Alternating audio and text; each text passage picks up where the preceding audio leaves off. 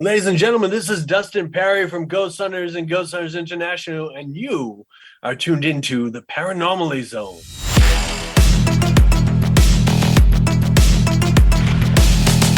Look, I know the supernatural is something that isn't supposed to happen, but it does happen.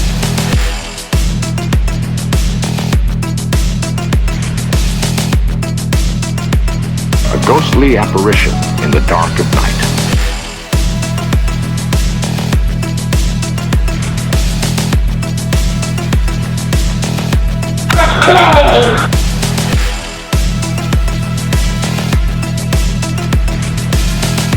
Human sacrifice, dogs and cats living together, mass hysteria.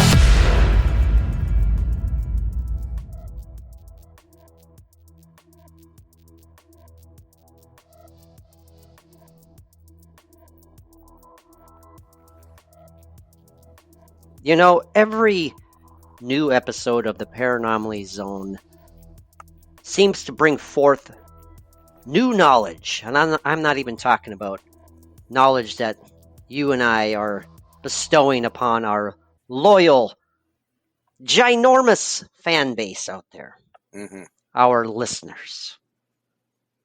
I'm referring to new things that I learn about my friend Mike.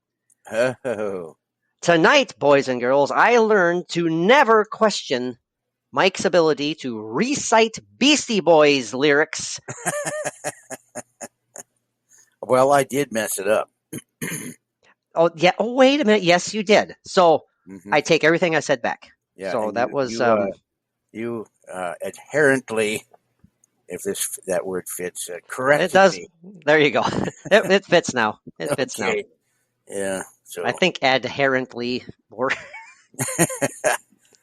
I've never used that in a sentence before, so I do not know. and every another thing that I'm always surprised, but in a pleasant way. I'm surprised to learn that Mike goes by a different name every time that we record. Tonight he is Spud. Yes. I see that. So Spud. apparently I am talking to Mr. Potato Head. Or well, Mike, you have been being a granddad the last few days. Have you pulled out any Mr. Potato Heads? Is that what influenced your name tonight? Is that why you are Spud? Pulled out any Mr. Potato Head. That's what I asked you. Me. Boy, this is the show for this. What do you mean? Well, correct me if I'm mistaken. You've been playing the role of Mr. Grandpapa. Yes. This week, and do not children, even if they are like newborns, maybe not quite as young as your new grandbaby. Maybe they have to be a wee bit older. So I was jokingly asking you if you were pulling out the children's toys, aka something like Mr. Potato Head. Yes. Okay, got it. Boy, and that is why I questioned if that was related to your new name, which is Spud. No, I never thought of that. Okay. I just thought Spud, it just fits. It just fit at that moment. All right, Spud. So, yeah. Good to see you, Spud. What was I last week? I had written I don't remember. Who, me? Yeah. I don't know. I tell you, it's exciting, folks. If only this YouTube episode were on video, you all could join in on the fun. But nay, not today or this evening. But it is good to see you, Mike. And in case you are new to the program, this is I've been here for a while. Oh, yes, you are. Well, the listeners out there. In case you listeners, any of you happen to be new to the program, this is the Paranormally Zone, your weekly dose of all things, hell, you guessed it, paranormal, strange, and mysterious. My name is Patrick Koffenberg, and I am joined, as always, by my co-host with the ghosts, the paranormal poster boy himself. You heard him already, folks. My Hobbs, or his Hobbs to my Calvin, Mr. Michael Charbonnet. Charbonnet. Yes. Say hello to our mass of listeners, Mike. The mass of listeners. Listen. Absolutely. Hello. Yep, they don't call him the co-host with the ghost for nothing, boys and girls. Eloquent as always. Are we done? Is that it? No, go ahead. We're up to about But, four or 5 minutes now. Speaking of ghosts, earlier when we were waiting to get all connected up and everything, Okay, when were we actually speaking of ghosts? I don't know. Okay, anyways, go ahead. No, I was thinking because I really felt a strong presence of something in that room with you, like behind you. And it was very bright. Well, I do have a light behind me. Is that what yeah, you're referring to? No. This is different. But yeah, so it's pretty interesting. So maybe there's a podcast presence in the room right now with me. Yeah. Maybe. Mm-hmm. Well, usually I'd say it's usually your dad. But well, if my dad's here, he is like absolutely just chomping at the bit. He wants to reach through the paranormal ether to just swat me and say, "Get a hold of yourself, boy! What are you wasting your time with this podcast nonsense?" Or he's just giggling along. One of the two. So yeah, there's some giggling going on. That's for sure. Oh yeah, I think my dad would appreciate. Yeah, I agree. No, that's Mike's favorite soundbite. Why do you hate it so much? It just sounds gross. It sounds gross. I gotta get it out of my system a little bit. Okay, so I think this one's becoming my favorite. I don't know why. I'm sure I annoy everybody, but that's okay. That's okay. Yeah, Mike, we got a good topic lined up tonight. We do. Believe it or not. Yes, this is something that we did cover in the past, in the olden days of the Paranormally Zone. But you know, it's a new start on YouTube. The only place you can find the Paranormally Zone exclusively on YouTube. So we kind of hit the reset button. You know, if we covered these topics back in the day, so what? A lot of these are more than worth talking about again. And this one is no exception. I really like this idea. I think it's actually something that a lot of people will be able to relate to. Oh, for sure. 190%. Yeah. So. Well, you relate to it personally, for sure. Absolutely. Personally. Yeah. Very vividly. Yeah. Well, to get straight to the point, make sure our listeners aren't, yelling at us to get on with it. God damn it. Now I have to go find that one. Get to the point. Yeah, exactly. Yes, get on with it. Yeah, I agree. We're talking about imaginary friends, ? Or ghosts. Yes, the episode for tonight will be entitled, or just titled, Imaginary Friend or a Ghost. It's something that I know you and I have talked about quite a bit. Something that I've always found creepily fascinating. It is fascinating. And like you said, something that I believe a lot of people can relate to. Because I'm sure if anyone out there listening happened to have an imaginary friend, I personally think, how could they not at one point or another consider that thought? It's like, man, was I actually making all that up, or was that something more? Mm-hmm. Was there a little spirit friend hanging out with me, or a big spirit friend? I mean, right. We'll learn as we read off some cool examples from some personal stories throughout this episode that, age does not matter when it comes to the imaginary friend / ghost phenomena, and I'm looking forward to diving into it. As I was texting you the other night, Mike, this idea I'm fascinated by, but it creeps me out a little bit. I don't know why. Well, you don't have any real experience with an imaginary friend. I don't. I have absolutely none. So, you don't even have any real friends, so. Very true. Hey, bada bing, bada boom, bam. Oh, where's the drum? Where's the drum snare kit there? That wasn't worthy of the snare. So if I have no friends, then what the hell are you? So you back yourself in the corner there, Spud. Yeah, Spud. Spud Lee.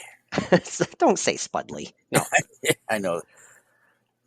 Well, I think we could kind of proverbially kill the two birds with one stone here, and we can cover our opening Ghost Gab segment with a segue / Okay, what are you doing? Mike's now I see the top of his scully on his back. Are your headphones itching you? Okay. Yeah. Okay. I was in the middle of something eloquent and beautiful, and I was listening. Now you Yeah, made me yeah. You were fiddling. That's what you were doing. fiddling about. I knew you were going to say that. Fiddling Fiddling. about. So, anyways, to kind of we'll cross segments here, so to speak. Our Ghost Gab intro with a segue into the main topic. Mike, as Yes. longtime listeners may or may not know, you had an imaginary friend. I did. Please delve into that story, explain away, and share some examples, some experiences, and I will listen. As will the world. As will the world. No, actually, it goes way, way back in my childhood. I can't even think. Maybe 4 years old, and I remember it very well, vividly. Not all the time that I remember, but there are episodes that I remember very vividly with my imaginary friend, and just who he was, and kind of an age, kind of a guessing of the age, and I had so much detail, and if you have, a lot of kids have such a high imagination, and I was always told I had such a big imagination, so I guess I either imagined all of this detail into my imaginary friend, or I was explaining or retaining the actual image and vision of this imaginary friend. / ghost, maybe. Exactly. Yeah, and even to the name of Tom, that I have no idea where that came from. That's right. I remember that now. I remember you saying that. Yeah. Yeah, and it was even a boy that was a little bit older than me.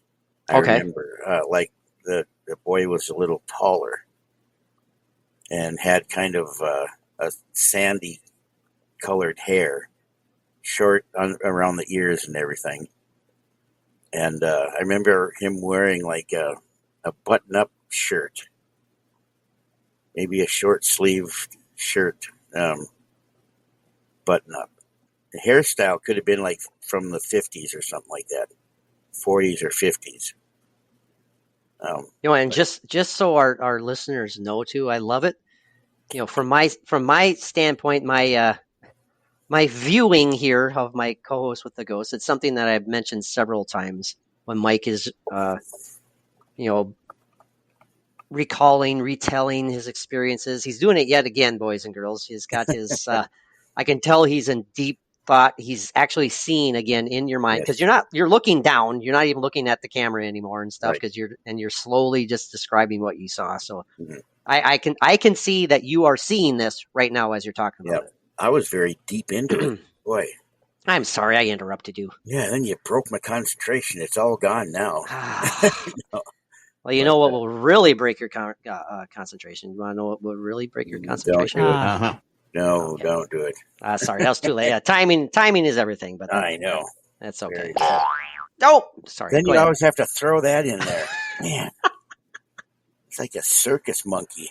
So you said riding on the back of a zebra. Wait a minute.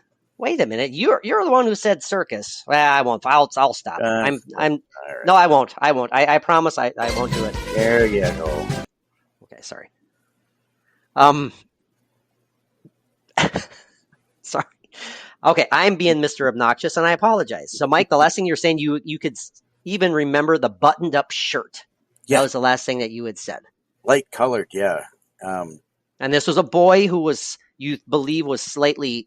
Yes. Well, he was slightly taller than you. Yes. Like he would have been a little bit older than and me. A little bit older than you. Okay. And his name was Tom. Yep. And I remember one vivid memory that I have is when I was really young, I would sneak into like my sister's room and I would put records on the little 45 record player. Sure. Awesome. And like when she was at school and I was at home, whatever, before school, before I was even in school. You were playing hooky. Oh, no, I was just that little. But I remember in my mind being in that situation there, sitting on the floor with this little portable plastic record player, and it was like, oh man, it was like a circle of like Tom and I and this the record player. It was all like in this. It's hard to explain. I wish you guys could see him. His Uh, eyes are tightly just- closed right I'm now. just still trying to how I can explain it. But yeah. No, did you have conversations? Do you remember talking? And did Tom like reply to you? Did you guys have like a back and forth from time to time, or do you not recall that? I believe we did. I can't recall just words that were said or anything, but Sure. We did. See, that's part of the. I mean, that's where it starts kind of creeping me out a little bit. And again, I don't know why. It could totally be positive. More than likely, it is. If it isn't anything paranormal, it definitely is a positive portion. Well, how do I want to say that?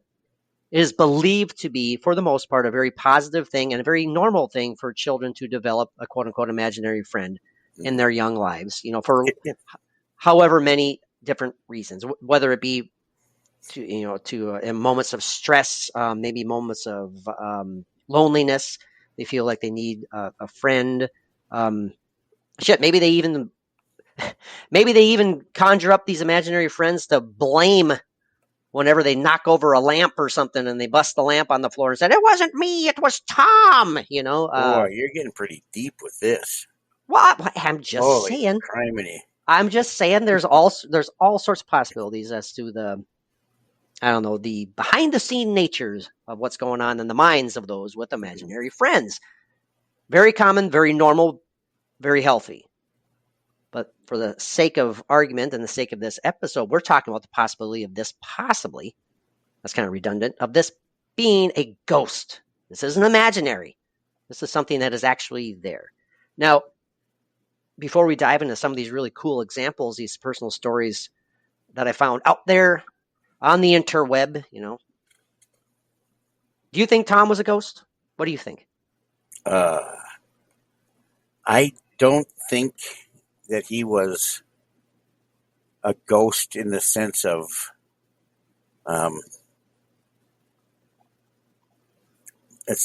that he would have been somebody that was that had died and came back as a ghost.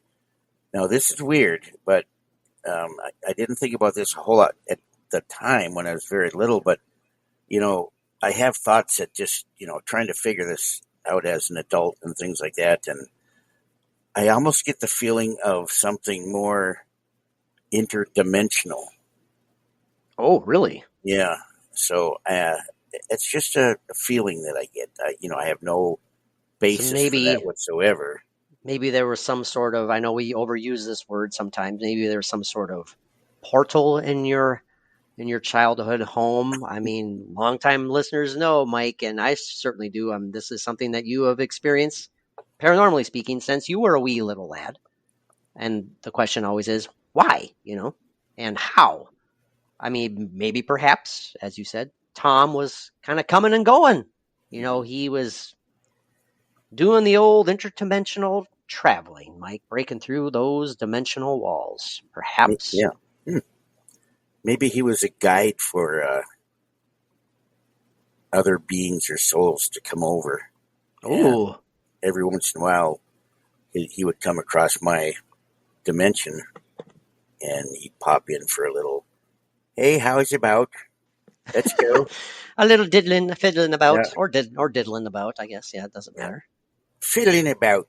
But you don't feel that he was any sort of ghost that was perhaps like trapped there. I don't think so, because it certainly wasn't there all the time. Right. I would spend time in my room by myself in the quiet, just, I would spend a lot of time doing that, just laying there, like vegging out.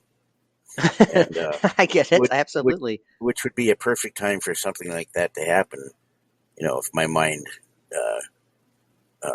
was relaxed or opened up enough, and Tom would come through. But but that never did happen. So it's not like he was always there. And would you say that you have, from what you remember, would you say it's an overall positive vibe? There was nothing ever that was kind of scary or nefarious or No. nasty by any means. It was always positive. It was just Tom there. Yeah, nothing nefarious. Nothing nefarious. I knew Mike. I can tell. Like it. I can tell when Mike is kind of half mocking me when I throw out whatever words and stuff, and then he sits there and he's like, "Oh God, I gotta repeat this to make him sound like he feels he's Mr. Smarty Pants or something." It's a great word. I appreciate the usage of it. It's a great word. It is. Nefarious. Ooh, The even password better. is nefarious. By the way, I did mark down on the notes here, Mike. I'm going to go back after the episode is published. I'm going to create a new soundbite of you. Pretty soon, the Paranormally Zone is just the whole soundboard is just going to be Mike. Well, and I think that'll suck in the listeners. Absolutely, it will. But I believe you said I can't think, and so I'm going to cut that one out. And I can't think. You said it, and it just I don't know. Knowing you and you knowing me, it just I can just see that as a sound bar. I can, whenever Mike's in deep thought, I will simply click. I can't think, so it'll be good. Yeah, I appreciate your little quippy little crap things that you my about. quippy crap. Okay. My quippy little crap. Enough of that. Okay, sorry. Quick. Okay, go ahead. Well, Mike, any final thoughts on Tom, and before we segue into, I hate to say it, the meat of the episode? I forgot we were going to possibly change the word meat to something else, and I don't remember what it was. It was a few episodes ago. So we're sticking with the meat. The digested animal material. Meat. Diddly poo. That too. Anything else you want to say about Mr. Tom? Make a great Arby's commercial. We have the beef. Anyway. I'm telling you have a great radio voice. So. Whoa, yeah, exactly. I think Christopher Walken agrees. Yeah, that reminds me. You know what I missed doing this Christmas? Our Christmas episode. Calling up Christopher Walken? I did not sing the Grinch song. Oh, you didn't. No, and it's too late now. So it is way too late. Well, that's more reason to forge forth through 2025 until Christmas. A mere, I don't know, damn near 12 full months from now. Yeah, I'm just waiting for spring. Well, I'll answer Mike for him. So. I have nothing. Okay. So we're moving on. Yes, let's carry on. It's with the beef. But you see, that's another thing I keep forgetting is the finding that "Carry On, My Wayward Son" soundbite. But I won't do that because then we'll get copyright notices. Who's saying Mike? that? Head East or something or what? What? Or Boston? Head East? Boston? I don't know. It's Kansas. That's right. They all sound the same to me. All those long-haired. Did you sincerely forget that, or? I did. See, now I'm worried about that. I'm wrong, but I think it's Kansas. No, I'm pretty sure you're right. You know, Kansas. You're not just talking dust in the wind here. You're talking Kansas. Yes. "Carry On, Wayward Son," sung by Kansas. By Kansas. Mikey, you ready for some kind of creepily cool imaginary friends / ghost stories? I am, before I go any further with this nonsensity that I've been spouting. Nonsensity. Yes. Ooh, I like that word, even though it isn't one. I have some professional notes written down here, by the way, but we may or may not get to them. But we shall see. Mike, in case you're wondering, you are not on mute. So I don't know if you want to. I'm sorry, boys and girls. He's in the middle of some sexual liaisons with his wife, Mary. Oh, really?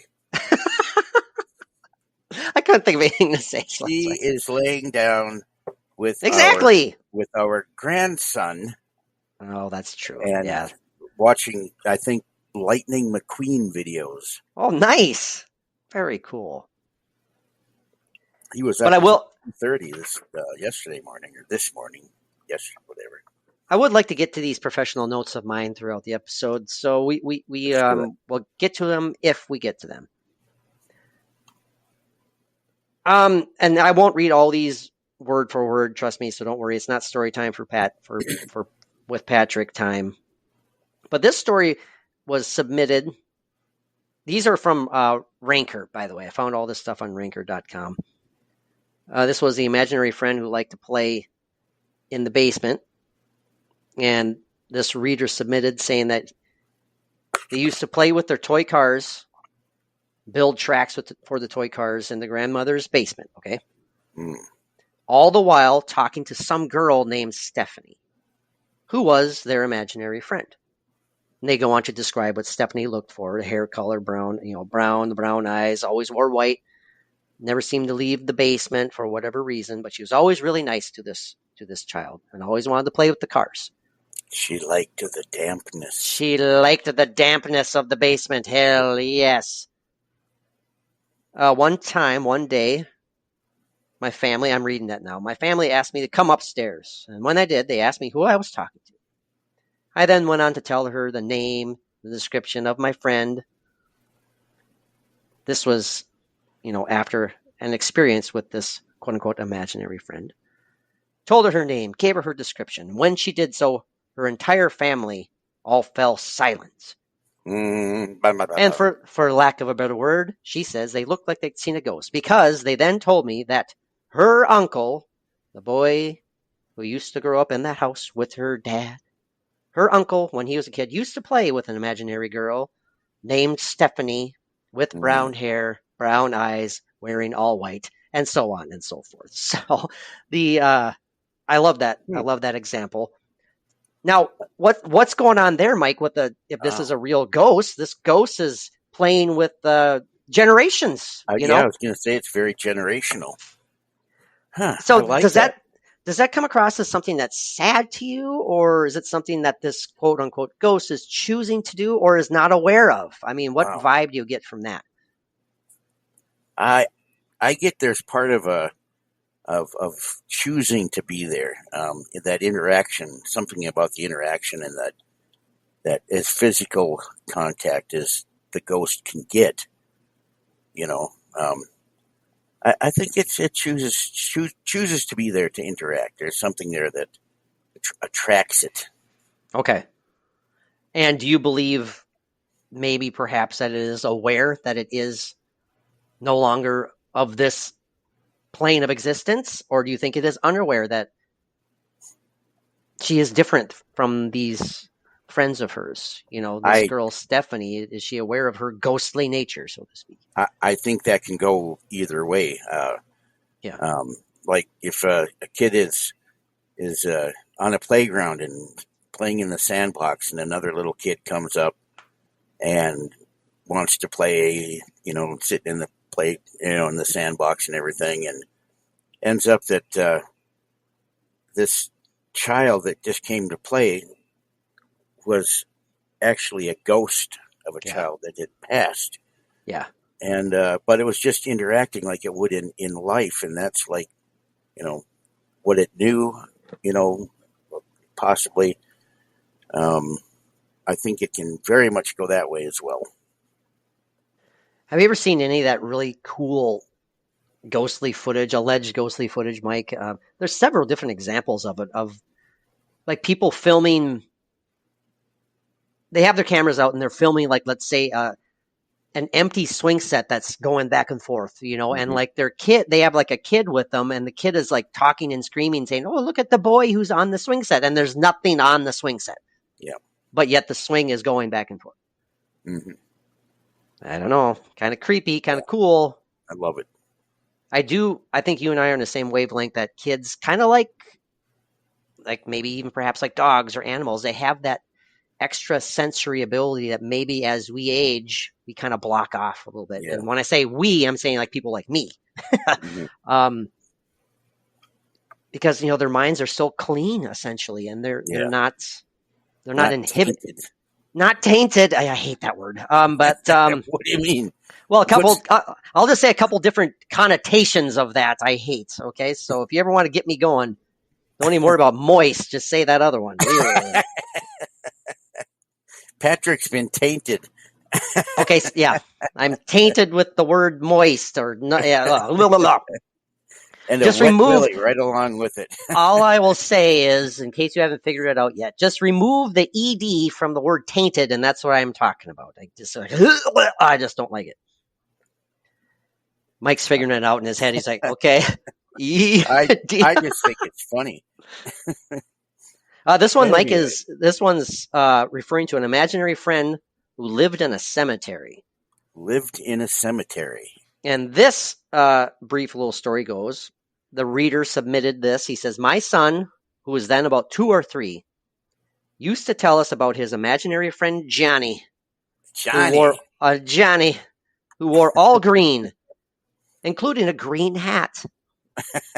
One time, we were driving by the cemetery, and my son pointed out the window and exclaimed, "That's where Johnny lives." Green Johnny. Green Johnny lives in the cemetery. Green Jolly. Johnny. I was gonna, dang it, yeah, you beat me to it. Jolly Green Johnny. Now, his son was very little and didn't know what a cemetery was, so we explained to him that no one lives there. It's a place for people who had died. That's when he told us that, quote, Johnny was a soldier who died in a place called Nam. Ah, What do you you think gotta about love that? stories like that. I had love stories like that. I do too. I think it's absolutely, absolutely fascinating. We shared kind of a similar story that my niece Chloe, guest on the show, Chloe, when she joined us a couple years ago, about her, I don't know, seemingly sensitive young boy. She has 3 Yes. beautiful little kids. And there was something very similar along those lines when they were driving past the cemetery. He was sound asleep in the back seat. I hate to say this, but dead asleep, And then, like, right before they're about to make that turn around the road, and again, forgive me if I'm butchering the story, Chloe. I know you're probably listening sometime in the future. But their boy woke up and commented about, hey, the such and such is over there. He hadn't even seen the cemetery yet. And then, whoa, lo and behold, there's the damn cemetery appearing out of nowhere. So, kind of interesting, kind of cool. I think so too. Huh. Yeah. Or no, this is Mike's. Yeah. Yeah. I just think you downplayed that story a little bit. That's all. No, I did for sure. I did because I don't. Exciting than that. It was more exciting for sure. Much more exciting than that. That's why I apologize beforehand to Chloe, who hopefully is listening sometime in the future. So, yeah. Well, Mike, I'll throw these out to you. Do you care to hear about the story of the imaginary friend who got her own bed to rest in, or the imaginary friend who looked identical to him? Man, these all sound so interesting. Boy, I like the latter. I like the latter one about the looked identical to him. How about you? Okay, yes, I agree. Let's jump all over that. This reader submitted. So this is actually my story of when I was a kid, said the reader here. I had an imaginary friend named Derek, who was a carbon copy of me. We were completely identical. I played with Derek for years, longer than what normal kids do. But he would always look at my mom and older sister with a sense of sadness. Eventually, he went away. 23 years later, I'm digging through my mom's safe to grab some paperwork she's kept for me. And I see a stillborn death certificate for a boy named Derek who shared my birthday. Mm-hmm. Wow. Oh. I knew that's where it was going. I could tell that, yep, I was looking at you and you were like shaking your head. You were kind of envisioning where this was heading. Yeah. Oh, boy. And that kid, oh my gosh. Okay. Let's try and wrap our minds around that one. Okay. He says that this identical boy, Derek, who he's always hanging with, whenever he sees his mom or his sister, he got a sense of sadness from this Derek. To me, that's something that is that is a spirit, that is a boy of someone very aware of their Well, I guess Yes. they're plight, you know, Yeah, yeah, very intelligent, very aware, and very sad, and that makes me feel sad. very emotional. Yeah, So, I mean, is Derek hanging around for his own comfort? Does he just want to hang out with his family in any which way that he can? His family that he never got to in the physical sense. yeah. Well, if he hasn't gone on to the, through the light, and he's just been hanging around here waiting for something like this, that would have to be torturous. Right. And I You know? oh, I don't like that idea. But again, maybe he's choosing not to go to that, as you say, Mike, that light, because he wants some sort of solace. I don't know. Yeah, it's hard to say. Ooh, that's kind of a long one, but we'll skip that one for now. This one, Mike, is called "Imaginary Friend Always Wore Her Wedding Dress." Shall I read? Read on, child. Read on, you wayward boy, you. This I keep saying this reader. I mean to say like this writer, this person, Yes. this submitter, or whatever the hell you want to call them. Yeah, I this got poster. it. Anyways, I'm sure all of our listeners have to. I know, and they're going, God, get on with it, you freaking moron. But right, really, Get on with it. Yep. So this reads: I have a younger relative who used to talk about her imaginary friend, Miss Mim. Miss Mim. Miss I like that. Mim. Yeah. This story has got to be going somewhere with that. Miss Mim looks down on everyone, not because she's arrogant, but because she is always floating high up on the ceiling. Very tall. Very tall, Miss Mim. Miss Mim is always wearing her favorite white dress and holding a big, clear towel. Parenthetically written, a wedding dress and veil. Miss Mim's neck is always bent. Miss Mim, Mike's laughing at where this is probably going. Miss Mim cries a lot. And stop laughing at the plight of this poor woman. Mike is heartless. I'm just picturing the bent neck. I'm sorry I said it so silly. Maybe that's how I enunciated it. That gave it kind of a humorous tone. Yeah, that's it. Miss Mim also, Mike, hates our grandma. Wow. See? Hold on. We mentioned this to Grandma. She told us that she once... bitch. Sorry. I don't want to speak for her, so you go ahead. Oh, boy. Now, she told us that she once had a friend, Mike. Mm-hmm. Once had a friend, just like you once had a friend. No, I'm kidding. She once had a friend who hung herself in her wedding dress after her groom left her at the altar. Mm-hmm. My Lord. And you were laughing at that. You heartless man. Yes. Hence the bent neck. Yes. Oh boy, that's terrible. Well, I'm not laughing at the plight, No, I know you aren't. I'm laughing at the absurdity of the picture that I had in my head of a bent neck. So why does Miss Mim hang around and like make herself known to this younger relative of the person who wrote this story? Is that someone who is trapped here, Mike? I mean, we hear stories and cases where, unfortunately, if people decide to take their own lives, or any other tragic event that does take their life, that potentially adds to the likelihood that they are, quote unquote, trapped here in this dimension, for lack of a better term, Mike. This definitely falls into that category in my limited capacity of thinking. Absolutely. For whatever reason, if it's the guilt or, whatever many emotions that might just be stuck going through this entity, mm-hmm. It's going to cause some issues. And then why only make your presence known to like to a younger child. And to me, I don't think that's a conscious thing. Again, I think that's just the younger child are the only one, younger kids are the only one who are able to see Miss Mim. God, which adds a little bit more melancholy nature to this as well. I mean, if she's trapped here and no one can know of her except little kids, doesn't sound like a very good existence. This one, Mike, imaginary friend shared his same name. This goes on, says, when I was little, it was pretty firmly established that I had an imaginary friend named Other. Arthur.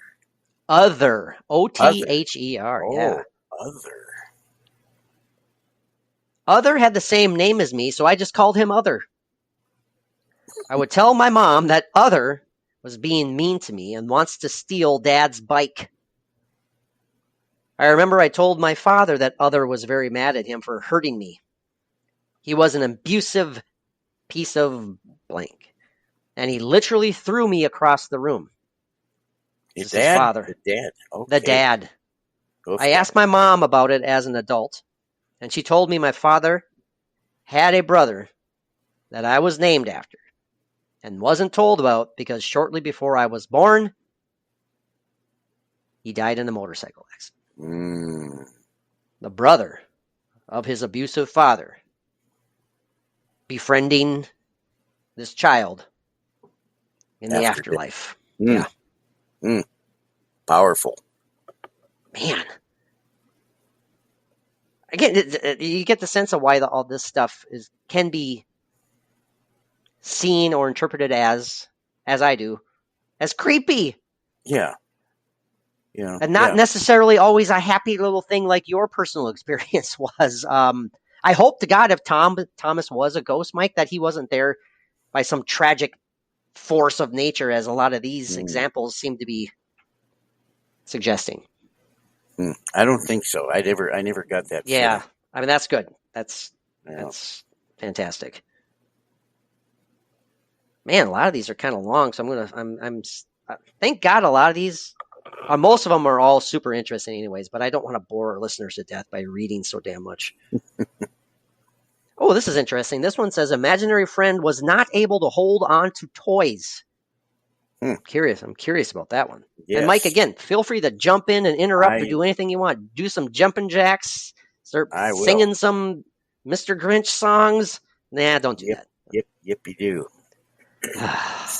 Mike's on fire tonight, boys and girls. That roof. I think I'm going to, instead of calling you Spud, I'm going to call you Mr. Sleepy Lids. Sleepy Lids. Oh my word. Or Heavy Lids. All right. All right.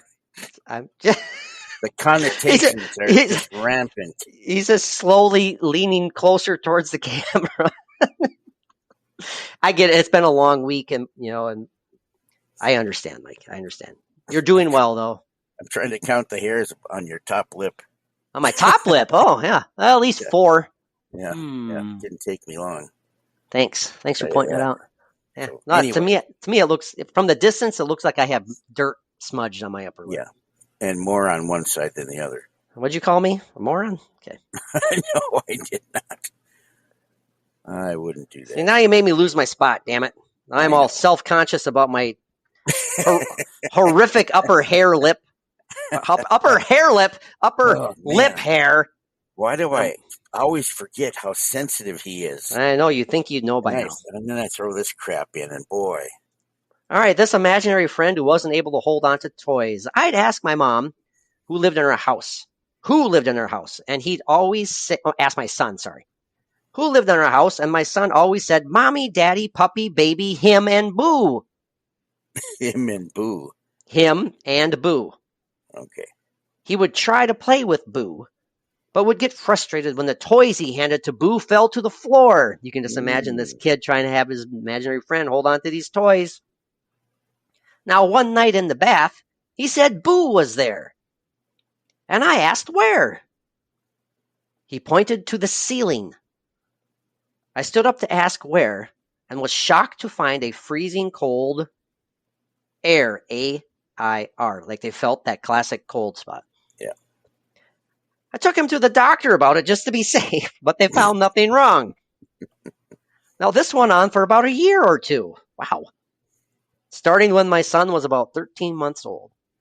Now, this writer submits that he says, now, what's creepy is that the way he described Boo sounded eerily similar to his cousin who was murdered at 15 months old. Ugh. But of Murdered course, at 15 months old.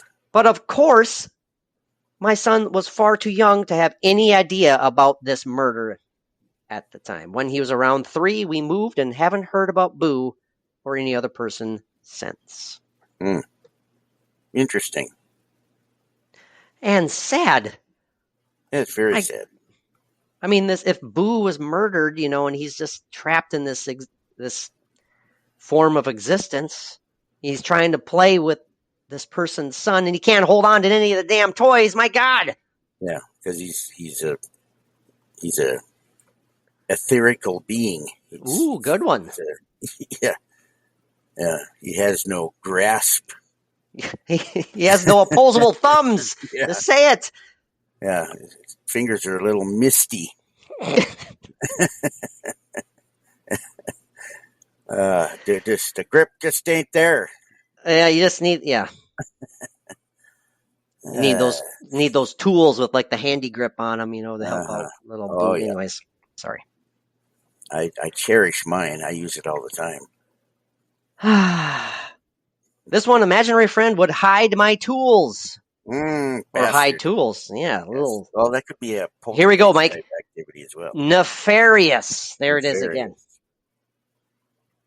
So this submission goes on. Okay, so when my brother was little, he used to have this imaginary friend called Starry.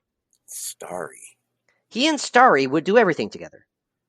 So much so that my mum, this must be a British person, would have to put out an extra plate of food for him at the dinner dinner table. The house my brother, my mom, and my dad lived in at the time was an old rundown flat. Oh yeah, there you go with the English. Yeah, and so my dad was making renovations. Over some months, my dad's tools kept disappearing. He instantly blamed my brother, to which my brother vehemently denied. One day, my dad busted open a sealed loft hatch that had been plastered shut. Right there on one of the loft beams in a neat straight line were my dad's tools that went missing. When it was mentioned to my brother, he told my parents simply that Starry had been taken in, and do not worry. The end. And do not worry. He comes in peace. He comes exactly. Right. Oh, Starry. Starry means you no harm. Now let's think about the name Starry. Yes, Is that very intriguing? Yes, that's like celestial, obviously. Yeah. Star people. I mean, I'm not suggesting any sort of like alien.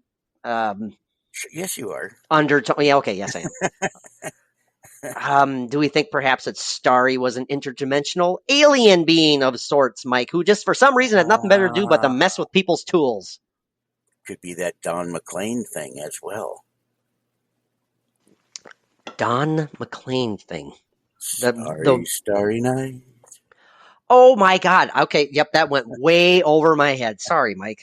Sorry. A little too deep for you on that one. Little too deep. This is me on that one, actually. I have nothing. Yeah, I had nothing. Absolutely I love nothing. that song. Vincent. Do you know? Oh, very cool. Oh man, this one is entitled "Imaginary Friends Started Using Mean Words." Oh, you mean man! You poopy pants. Oh, poop head. you. Well, let's see. Before we go on any further let's see what is actually mentioned here. When my daughter was a toddler, she randomly started talking about a man named Don. Don. Well, Don. That's kind Does anyone know any good people named Don? Okay, that's all I'm going to say. Yeah. Right Don. Hey, good one. Don Rickles. No. Don Shula. Yeah, I get it. Donnie from New Kids on the Block. I get it. There's tons of them. Yeah. It was a bad joke. She always described him the same way, and I didn't seem scared at all, despite bringing him up every single day. She didn't go to daycare, and we didn't know anyone named Don. Then one day, she got completely freaked out, wouldn't walk around the house alone in case she ran into Don. She also wouldn't sleep in her own room, and would talk about how she hated him because he said, quote, mean words to her all of the time. About a year into Mean Don, we bought a new house, and guess what? Once we moved, she never spoke of Mean Don ever again. That's intriguing. I mean, what's going on there? That's to me, that's just a nasty. That's a nasty prick of a ghost. Yeah, it could very well be that, or if it was something that was in her imagination or something that she created, that move from one house to another would have given her subconscious maybe the outlet to leave this behind, because she was just done with it, and the best way to get rid of it was to leave it behind. You know, it could have been some kind of a transitional thing like that. Or that's a great point. That's I buy into that 100%, 100%. You know, and there's other theories, I'm sure, but I can only do one at a time. Don't hurt yourself. Actually, I can only do half at a time, and if I push to get it all in, boy, I'm done for the night. No, I get it. I'm kidding. You know, this reminded me of something I saw the great Amy Bruni tweet the other day. We love Amy Bruni, former guest on the Paranormal Zone. Wonderful person. But she tweeted, she must have been getting a lot of comments from her followers, but she said, something along the lines of, I find it funny that a lot of people like immediately jump to the possibility of demonic hauntings. I don't know if that's a suggestion towards the Zach Bagans of the world, but she says she find it funny how people would jump to demonic hauntings rather than sitting down and thinking that, hey, you know what? Some people who are simply assholes in life are probably just assholes in death. And I'm like, amen. I'm like, yes, we agree with that 95,000%. Absolutely. I agree with that. This one is really brief. Imaginary friend crawls around the house. I don't like how that sounds. And leaves bloody knee stains. Oh, boy. Everywhere. Among other things. This goes on, and I shall read. My nephew currently has an imaginary friend whom he calls Dodie. Dodie with a D. D-O, Dodie, like Dodie Goodman. Yeah, Dodie is a girl who can't walk, and Dodie has to crawl to get places. She never plays with him, but watches him play with his toys and follows him around at night. He talks about Dodie often. And this guy says, I'm super effing terrified of stepping into my sister's house. It's like, yeah, I get it. I thought it was going to be a little more creepy than that, but there's a reason why this poor girl was crawling. Is because she simply couldn't walk in whatever existence she's in. So again, that's another totally sad truth behind this. Yeah. Maybe she was just, all crippled up and was kept in an attic somewhere. Oh my God, Mike! Oh man! Either in that house, if it's an old house, or maybe an old house that had been there before, and that tortured soul, because they did do that back then. Yeah, I know. They would lock up their deformed, or challenged kids and keep them away from society. Yeah, because they were embarrassed, basically, or shamed. It's just terrible. What a horrible, horrible thing. An even shorter example. This one goes on. It says, my cousin had an imaginary friend who she said used to live in the fireplace. Oh. She described this imaginary friend, air quotes, as red and patchy, as if she was burnt. Wow. Apparently, she was a little girl who wore funny clothes that she described as, quote, olden day clothes. And she was burnt. Wow. And she sees her in the damn fireplace. Well, that could be something that Oh boy. That could be a residual that it just keeps playing over and over again. If this, Right. Yeah. again, if this is a very, very old house with the old, the large fireplace where they actually did all their cooking and everything, was there a child that was burned in there, that was either tortured or put to death in there, or had an accident and eventually died? Something, connected to that, obviously connected to that fireplace. When we were going back and forth between topic ideas, Mike, some of the stories that I had found legit creepy and realistic in my point of view. Mm-hmm. And the one that it's not related to the imaginary friend, but I had to bring it up because it was one again where a kid throughout their lifetime, they always spoke of and knew of this ghost that was in their basement. And she always, throughout her childhood, was terrified every time she had to go down to the basement to do the laundry or do whatever, because this ghost was down there. And this ghost never did anything, never was harmful, but she just knew it was there. And then this, again, air quotes, ghost started to appear on the basement steps going up towards the living area. And that's basically where it resided throughout this child's childhood up through her teenage years, until at one point when she was having friends over at her house. She had never told anyone about this ghost, never told anyone about her experiences. Their friends at this get-together basically said, "Who the heck is that standing at the edge of the basement steps?" And they had no idea. She said casually, "Oh, that's just the ghost in the basement." And they all flipped out. They're like, wait, what? Are you joking? And she was like, "I'm not joking. That's seriously, this is something I've been seeing and experiencing since I was a kid. Just never told anybody." And then they all have this witness. They're all witness to it. Exactly. So it's validated that it Validated, is absolutely. actual thing. It's not. Yes. There's nothing imaginary about it whatsoever. And the thing is, they all described it the same way, as appearing like it was an old Civil War soldier. And upon learning this gal did further research, and she found out that she was living on a very street that was not more than 2 or 3 or 4 blocks away from a Civil War battle that happened like right down the road from her house. And then this apparent Civil War soldier had been residing in her basement, but it wouldn't go into the living area. It was in the basement and would go up as far as the steps, and that's it. Didn't like the smell. Yeah, right, sure. And damn living folk, they smell. They smell all high hell to living. Oh, now, does that sound like something that's residual to you, Mike? It's not going past like that.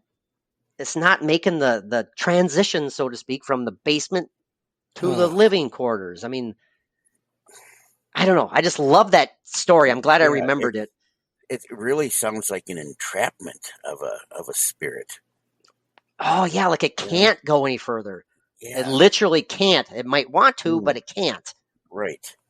Those dang sandworms. Those. Yes, Mike. The sandworms. Yeah. Yeah, I know, Computer Mike. Computer Mike is Mike the funniest man ever? Yeah. I think so too. That's enough of that. No, I know. I'm sorry. I don't know. I that story was cool. It creeped me out, and it's just when you get that validation, like you said, her friends as witnesses who had no prior knowledge of anything like that, and all of a sudden they see this person at the top of the basement steps. Oh, creepy. Yeah. Mike, that'll be all for the examples for now, because the other ones are quite frankly kind of long, and I don't want to again bore everybody to death. So I'm referring to my professional notes to wrap up the show. I see it. Some of the notes I wrote down, underneath the title "Imaginary Friend" or a Ghost. Are they simply made up companions? Like, are all of these, Mike, cases of imaginations gone haywire, in your opinion, or is there something more? I mean, I have my thoughts on it, and I'm sure you do too. But I'm asking you to please share your opinions, Mike. Imaginary friends, ghostly or not? Oh, I think they're probably 85 to 90% ghostly. There Okay, are kids and people that have fantastic imaginations, or is it their imaginations that actually bring this up into an actual entity? right. Just the energy put out itself. Um, yeah, it's Can the power of the mind? And I know we've kind of talked about something like this several times. Can the power of the mind, specifically the power of an innocent child's mind, might maybe perhaps create a legit paranormal experience? I think the energy and the power to do it is there. I do too. Whether it's something that's a trained thing to do, or if it's something out of a moment of rage or something.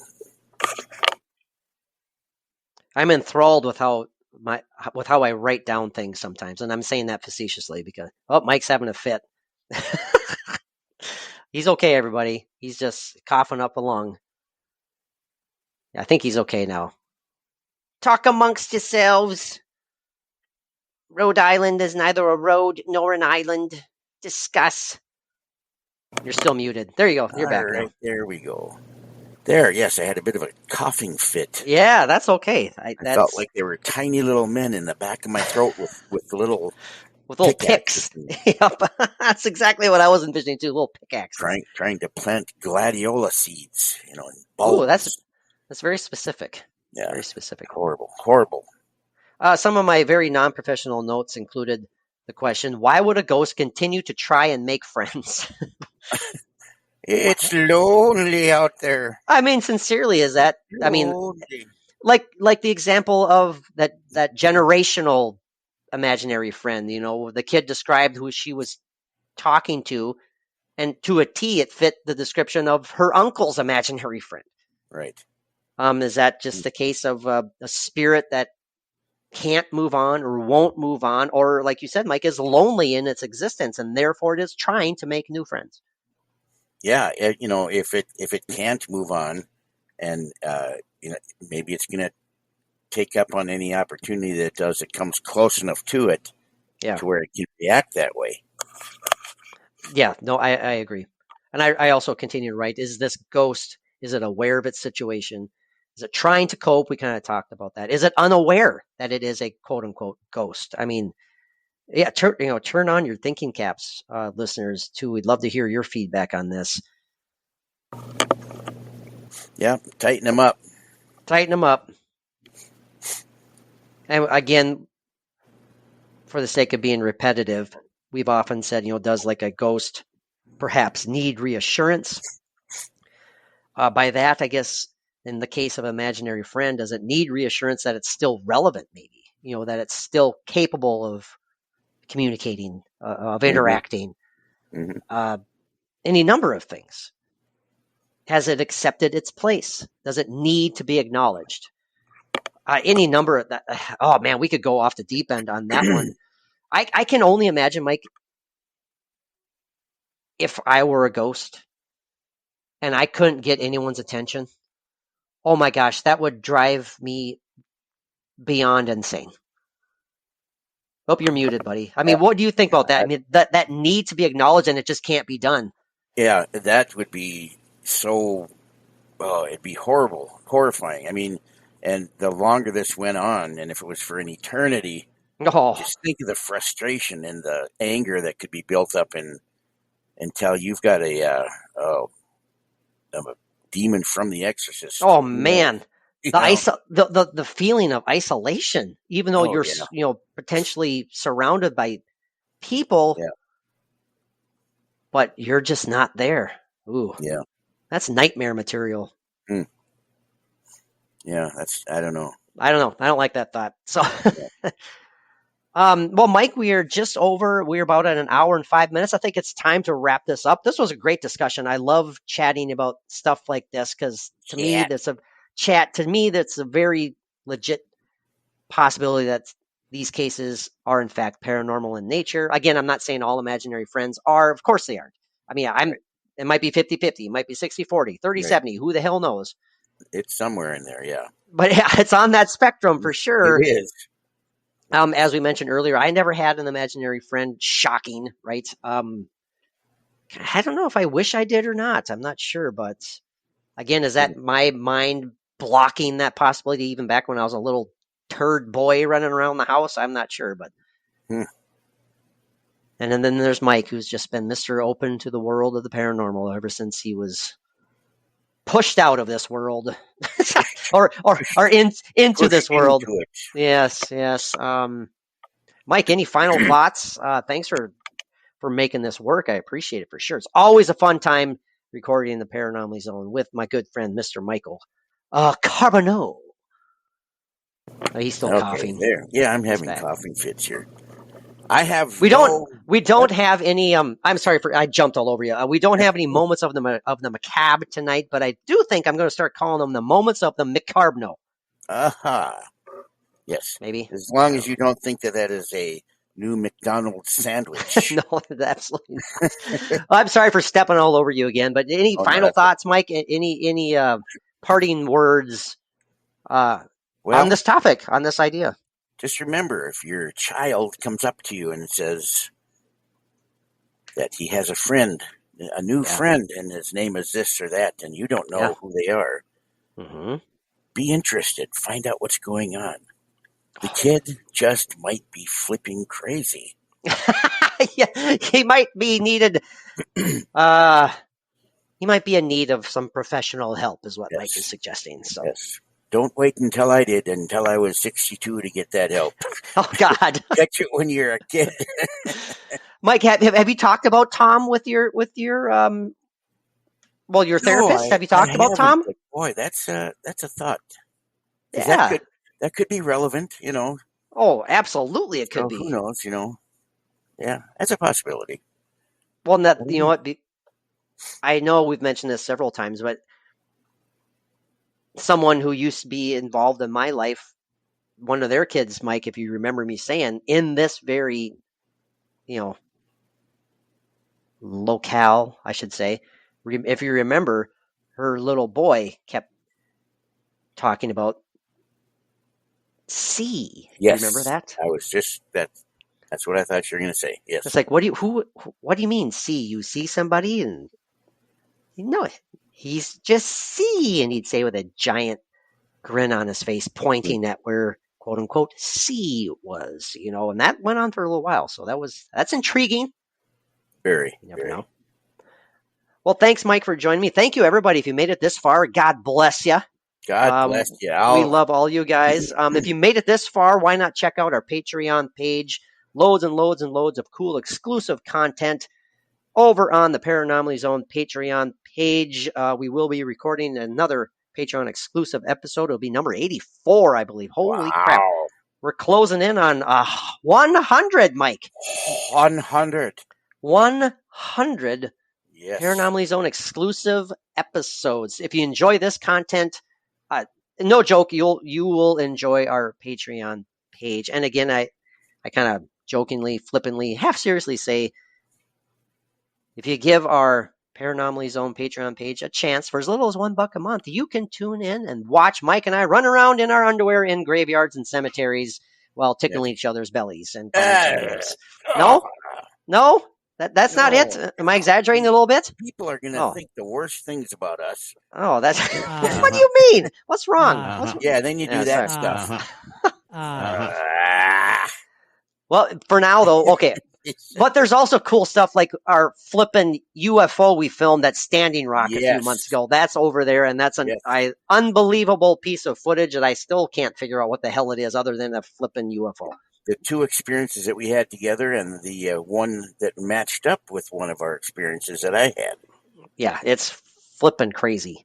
It's pretty cool, man. So again, Wonderful. you can sign up for as little as $1 a month. No obligations. You don't like it, you don't have to stick around. But we're throwing that option out there for you. A lot of cool content over there. Mike, this has And been we would fun. love to have you stick around because it's nice and warmer with a whole bunch of people in it. Oh, that was sweet.